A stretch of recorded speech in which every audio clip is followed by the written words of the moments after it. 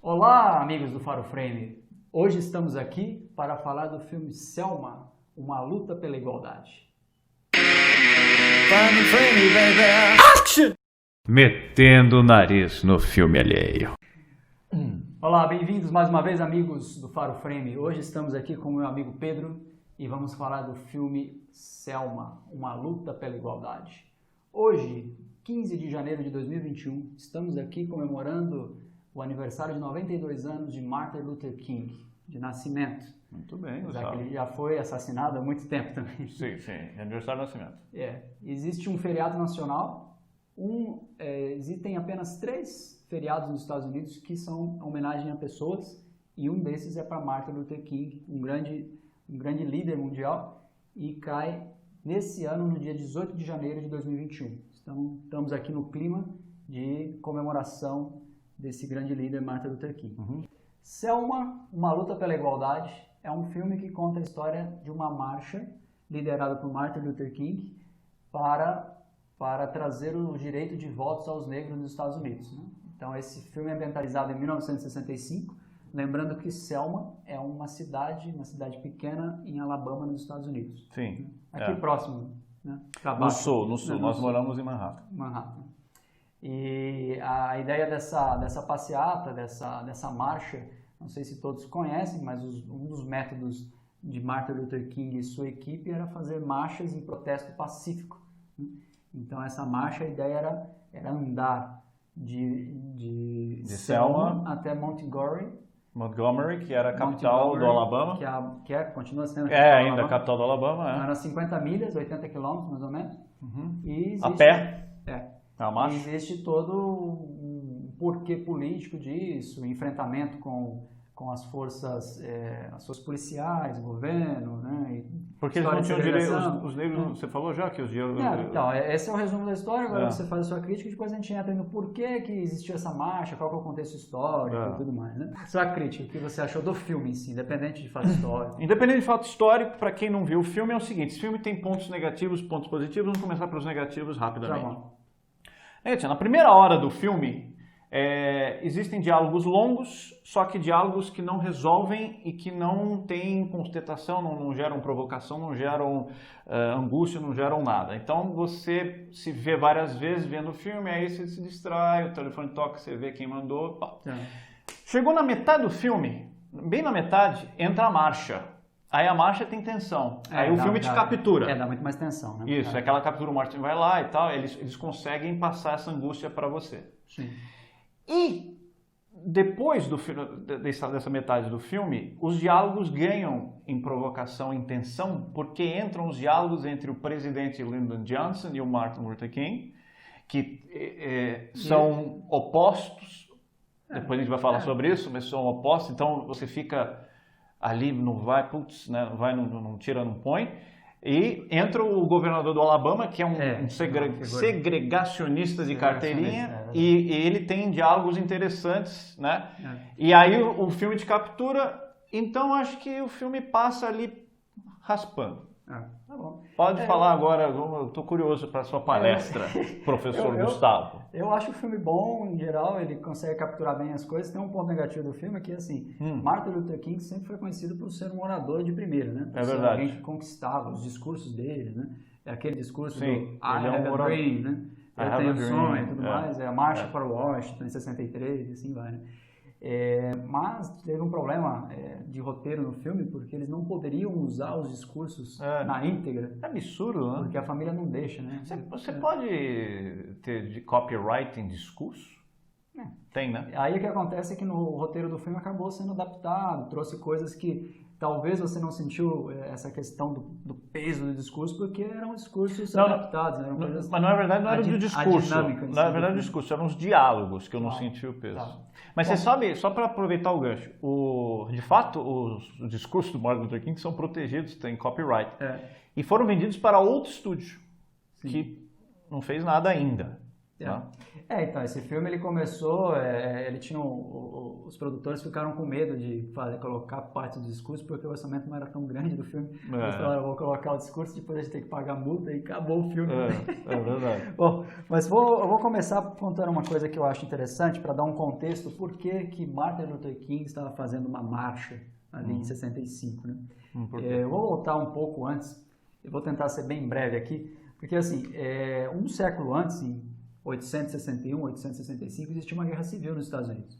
Essa guerra civil foi deflagrada porque Abraham Lincoln estava propondo a abolição da escravatura. Né? E aí os senhores do estado do sul, que dependiam muito da mão de obra escrava, eles produziam tabaco, produziam algodão e tudo mais, dependia da mão de obra escrava. Agricultura mesmo. E eles eram totalmente contra. Não quero que vai ter a escravatura. Aí começou a ter movimentos de confronto e acabou tendo a Guerra Civil. A Guerra Civil passou por vários anos, né? E aí depois que acabou a guerra, os estados sulistas tiveram que engolir, que eles eram os estados confederados, né? Eles queriam se isolar dos Estados Unidos, criar um país deles, né? E que manteria a escravidão, né? E aí acabou o norte ganhando e eles tiveram que engolir. A lei era, não existe mais escravatura, ok. Aí eles falaram assim, tá bom, não vai ter, todo mundo é igual agora? Tá bom, mas vai ser igual separado. Que aí existiu uma lei, foi criada uma lei para ter aquela segregação. Então no final do século XIX, começo do século XX, existia uma segregação absurda, principalmente nos estados do sul, porque eles eram contra aquelas coisas, né? Sim. Então ali, Alabama, Geórgia, Mississippi, e quando começou a Ku Klux Klan, que era aquela seita extremista que caçava negros, né? Enforcava, queimava. Que ainda existe. Existe com outros nomes, foi refundado, isso, aquilo, outro. E naquela época começou com isso. Então, trago esse veio histórico para falar. Existiu a Guerra da Secessão, os estados sulistas, que eram os confederados, né? Eram contra. Aí teve a abolição da escravatura, mas uma coisa que é característica dos Estados Unidos é que os estados podem ter suas próprias leis, independente do federal. Então o federal tinha lei que falava os negros são iguais, né? Poderiam já votar desde aquela época e já aboliu a escravatura, etc. Mas aí esses estados sulistas criaram essas regras mais de segregação. Tanto que existia aquela questão, olha, negro vai sentar no fundo de ônibus. Vai tomar água nesse bebedouro, não pode sentar em certos lugares no restaurante. Se o branco está passando num lado da calçada, o negro tem que atravessar a rua e passar no outro. Então essas regras de segregação foram se desenvolvendo ao longo de décadas. E aí vem o contexto de Martin Luther King, ele é filho de uma pessoa que já era ativista do Martin Luther King mesmo, porque ele era o júnior, né? Então o pai dele, ele vem de um berço de classe média, o pai dele era um líder da Igreja Batista, também era um pastor, um reverendo ali, né? E aí o Martin Luther King nasce nesse contexto, já tem um contexto do pai ativista, ele consegue ter uma excelente educação, né? Ele já desponta, desde de jovem, ele já desponta como um orador nas classes mais high school, digamos assim, né? Ele se forma rapidamente, depois ele faz faculdade de sociologia, ele tem faculdade de teologia também, se torna doutor, então de fato ele era um doutor. Né? Então ele traz esse contexto de ele já ser uma pessoa letrada, de ter um contexto político, de ativismo, e nesse momento dos Estados Unidos que trazia essa questão ainda de eram iguais os negros com os brancos, mas tinha essa segregação muito forte. Muito forte. Então a luta dele quero lutar por direitos civis. E aí ele faz diversas lutas, tem essa marcha de 63 para Washington, etc. Né? Tem todo um histórico aí inclusive ele tinha muito relacionamento com o presidente Kennedy, antes do presidente Kennedy ser morto, né? E ele estava ali trabalhando com o governo, etc., para conseguir trazer esses direitos civis, conseguir permitir que tivesse igualdade. Só que ainda a parte do voto era muito restrita, porque na esfera federal permitia-se votar, mas nos estados, principalmente, por exemplo, em Alabama ali, tinha várias regrinhas que eles não conseguiam votar, né? Eram totalmente proibitivo o negócio. Né? Não tinha simpatia por eles votarem. Então, a questão de Selma vem nisso, era um movimento que era uma cidade pequena, que era um exemplo de que poderia ser, que os negros não votavam, e ele começa a fazer essa marcha ali para ter um movimento político em cima dessa cidade que era um exemplo. Tudo bem. Bom, esse é o primeiro ato, né? Primeiro ato. Tá. Só para, enquanto você está na esfera histórica, deixa eu só falar um negócio, só para pegar o gancho. Teve uma contestação braba aí o presidente Lyndon Johnson, ele é retratado no filme pelo ator Tom Wilkinson, é isso? Vê aí na sua lista, Tom Wilkinson. Tom Wilkinson. É ele mesmo, é um britânico, faz o presidente Lyndon Johnson, que era um caipirão também. E há uma controvérsia porque até membros ali, o pessoal do lado do Martin Luther King, que ele é retratado como um cara que a princípio ele não é tão simpático a luta do Martin Luther King, ele não facilita, né? O Martin Luther King vai lá, fala com ele, ele era muito mais próximo do Kennedy. Falava assim, isso aí eu não posso te ajudar. Porque o Johnson, no final das contas, é um sulista, né? Ele é sulista, ele tem um bate sotaque de... É do Texas. É do Texas. Mas, assim, não, ele falava, fica claro no filme pra mim que é uma questão política. Ele falou assim, eu tenho outras coisas que fazer, isso aí vai... Né? Tal, espera e tal. E o Martin falava, não pode esperar nada. Mas o próprio pessoal do Martin Luther King fala assim, não, ele era um cara que apoiava e ele era a favor, ele era mais apoiou. Próximo do que contra. Ele era mais pró do que contra. Aí, fala o nome da diretora aí, Ava DuVernay, qual é o nome da diretora? Ava DuVernay. Exato. Ava DuVernay. Ela falou assim, olha, gente, é um filme. Então eu tomei a liberdade de fazer umas coisas minhas, tanto que não é o discurso, né? Porque já não tinha o discurso. Então, eu acho que relaxem. O elenco aqui do nosso filme maravilhoso. Vamos lá. Martin Luther King, interpretado por David Oyelowo. E temos a Coretta Scott King, que é a esposa do Martin Luther King, que ela é interpretada pela Carmen Ejogo. Ambos são britânicos nigerianos, né? O David nasceu no Reino Unido, mas ele de fato, os pais são nigerianos. Parece que ele tem sangue real. Aí a Eu vi um boato Emily desse. Cooper, que era famosíssima, ela foi interpretada pela Oprah Winfrey. Que, inclusive, ela apoiou muito. Ela produziu o filme, né? Ela ajudou a produzir demais o filme. Né? Mas, Gustavo, talvez você não seja tão íntimo da Oprah quanto eu sou. A Oprah, quando eu vi a Oprah, eu fiquei com um pouco de medo. Porque a Oprah, ela é uma grande apresentadora, ela tem um nome forte como apresentadora de televisão. Ela era atriz antes de ser apresentadora. Quando ela aparece... Você acha que ela ia roubar a cena? Você não vê uma mulher sofrida, porque ela é uma bilionária. Então, estragou. Você pensa assim, estragou. É a mesma coisa, pensa assim, você vai botar o Silvio Santos pra fazer um papel do porteiro. Eu gostei dela lá. Não, ela é uma boa atriz. Ficou legal. É porque a imagem de Oprah é maior do que... Falar que ela seria uma humilde ali, né? Bom, e aí continuando, temos o presidente Lyndon Johnson, que foi, o Pedro comentou aqui, que é o Tom Wilkinson. Aí temos o governador George Wallace, que ele é interpretado por Tim Roth. Aí temos o xerife Jim Clark, que era um cara ferrenho, né, que quebrava o pau todo mundo. Ele era interpretado por Stan Houston. E temos a diretora Ava DuVernay. Queria falar uma coisa interessante. Dos diretores, existe uma dança de diretores ali, né? Porque inicialmente era o Lee Daniels. Isso. Né? Que ele tinha trazido outras pessoas ali para ser o casting, né? E aí ele acabou trazendo o David Oyelowo para ser o Martin Luther King. Inclusive ele ficou lutando por esse personagem, ele queria fazer o personagem, ficou vários anos tentando ser escolhido, né? E aí acabou sendo escolhido. Só que ele acabou passando a perna no Lee Daniels, né? Porque ele convenceu os produtores a trazer a Ava DuVernay.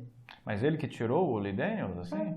Filha da mãe. Ele entrou, passou a perna no Lee Daniels, aí a Ava DuVernay mandou todo mundo embora, só deixou o David e trouxe outra galera. Então, eu tinha a impressão que ele saiu porque quis sair.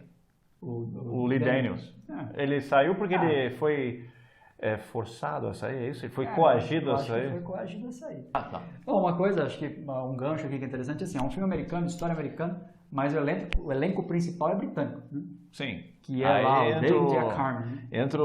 Quem fez grana com isso? O Dialect Coach. Outro cara que é britânico é o Tom também, né? Wilkinson. Todos eles são britânicos. Tim Roth é britânico e tal. Né? O Dialect Coach ganhou uma grana do caramba. Você falou que não ia falar mais nada, mas lembrei uma coisa. Esse George Wallace, ele foi um cara extremamente polêmico. Sim. Ele era o governador do Alabama, ele ficou 4 mandatos lá. Ele morreu ele teve Parkinson no final da vida. É. E ele era um cara que inicialmente ele não se apresentava como um segregacionista. Perdeu uma eleição por causa disso, aí ele voltou extremamente radical e ganhou a eleição e assim ele ficou. Então, temos vídeos aí no YouTube dele falando segregação hoje, segregação amanhã, segregação para sempre, uma coisa desse tipo. Você viu esse vídeo? Não, Não? And I say segregation now, segregation tomorrow, and segregation forever. E ele tinha uma cara assim de mal. Mas é uma Sabe coisa, aquele cara uma coisa de curiosa vilão? que eu encontrei algumas fontes aí dizendo que ao longo da carreira ele foi muito segregacionista, sim, mas depois, ao longo do tempo, ele deu uma mudada, né? Porque tem aquele diálogo lá no filme. Eu vi a mesma coisa. Com o Johnson, o presidente Johnson, Lyndon Johnson, que o Johnson cita assim, vamos ver o legado daqui a 20 anos, né? E o curioso é que o Johnson morreu em 73 e o George Wallace ainda era governador em 85. Morreu nos anos 90, né? E eu acho que um pouco depois, porque em 95 ele se desculpa com o John Lewis, que era um dos líderes ali do movimento da marcha, que teve o crânio rachado lá naquele Domingo Sangrento, né? Que foi uma das tentativas da marcha, né? Então o cara, quando completou os 30 anos da questão da marcha, o George Wallace ligou lá pro John Lewis, me desculpa, né? Que eu já mudei o meu estilo. Será que isso é verdade? Diz a lenda, né? É um pouco estranho, né? O cara mudar de repente tanto o cara, assim, perto da morte, ficou com o coração mais mole. In Birmingham, they love the governor. Boo, boo, boo. Now we all did what we could do. Now Watergate does not bother me. Does your conscience bother you? Tell the truth. Sweet home Alabama. Gostaria de dar mais uma palavra aqui sobre Martin Luther King. Martin Luther King foi aquele que lutou pelos direitos civis, lutou pelo direito dos votos, né, do voto dos negros. Depois, quando ele já estava ali, ganhou o Prêmio Nobel da Paz em 64, isso é uma coisa extraordinária, né?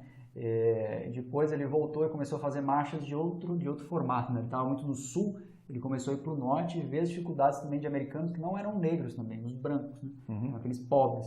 Então ele começou a lutar muito pelo direito dos trabalhadores, né? E também ele começou a se posicionar contra a Guerra do Vietnã. Então, talvez esse foi um dos fatores que ele começou a perder apoio dos políticos também. O presidente já não apoiava mais tanto, né? Que o Lyndon Johnson era a favor do Vietnã, né? Tanto que o Kennedy morre, ele manda todo mundo pro Vietnã. Eu não sei se o Lyndon Johnson ainda era presidente quando ele morreu em 68. Eu acho que já era o Heisenberg. Eu não sei. Aí já... Mas ele perde o apoio dos governantes, né? Porque os governantes eles incentivavam a guerra, no final das contas, porque dava muito dinheiro, né? E aí pode ser um dos motivos, e o cara que matou o Martin Luther King foi um cara que era fanático e achava que tinha que lutar no Vietnã. Mas existe aquela teoria que nós já trouxemos lá naquele outro filme do JFK, que fala sobre governo eliminando pessoas importantes, né? Eliminando JFK, eliminando Martin Luther King. E aí, só para concluir o Martin Luther King, eu queria fazer uma referência que existe no mundo de quadrinhos aí, a referência de Magneto versus Professor Xavier. Eu tava doido para ele chegar, eu pensei que ele não ia chegar nisso. Qual é a relação de Martin Luther King com o Professor Xavier? Existe uma relação, eu vi algumas fontes confiáveis que diz que os roteiristas, né, de X-Men se inspiraram na relação entre Malcolm X, Malcolm X, contra Martin Luther King. Martin Luther King tinha uma visão muito mais pacifista, que dizia que tinha que conquistar, mas estar integrado junto com os brancos, uma nação única. E Malcolm X, ele já tinha uma visão diferente, uma visão de enfrentamento, de supremacia negra e coisas nesse sentido. Então, até nós comentamos um pouco da história ali do quem foi Martin Luther King, de onde ele saiu. Ele era um orador, ele tinha uma formação acadêmica muito forte, ele tinha uma inspiração em Gandhi também para fazer os movimentos dele, né? Então ele acabou tendo um foco de atuação mais pacifista, tanto que ganhou o Nobel da Paz também, né? Já Malcolm X, ele também era da Igreja Batista. Ele ganhou um prêmio de... Ele ganhou um cinturão. O cara, ele era diferente. A infância dele foi muito mais dura. O pai e tio foi assassinado, a mãe acabou foi internado num hospício. Ele foi preso, ele cometeu vários crimes, né? Já vi alguns caras comentando que ele se tornou um gangster, né? Aí depois ele acabou entrando para a Nação Islã, que é um grupo focado mais para o islamismo nos Estados Unidos. Ou seja, cá entre nós, o filme do Malcolm X vai ser muito mais interessante que o do Malcolm mais X. agitado, né? Aí ele Vai ser muito melhor. parou de usar o sobrenome, começou a usar um X, né? Porque ele era Malcolm Little. E aí ele falou assim, Little é o nome que os brancos deram para os meus antepassados escravos, né? Então eu não quero mais esse nome. E Mas o X significa o quê? Teoricamente lembra os antepassados que não sabe exatamente quem são os antepassados dele na África, mas lembraria todos os antepassados da África, né? Aí ele teria mais esse enfrentamento. Aí se você olha lá X-Men, Professor Xavier e Magneto, é isso. Magneto fala assim, não, a gente vai lutar só os mutantes, vão acabar com os humanos, né? E o Professor Xavier, não, vamos integrar todo mundo. Então tem uma coisa que puxa um ao outro ali. Então tá bom, Gustavo. Você acabou a sua aula já? Acabou? Então, ó. Só isso. Muito obrigado pela presença. Nós voltamos domingo. Domingo? A gente não sabe se a gente volta domingo. Pode ser. Pode ser que a gente volta. Volta sim. Volta domingo. Agora volta domingo. Então, tá Tchau. bom. Obrigado, pessoal. Tchau. Find me, baby. Action!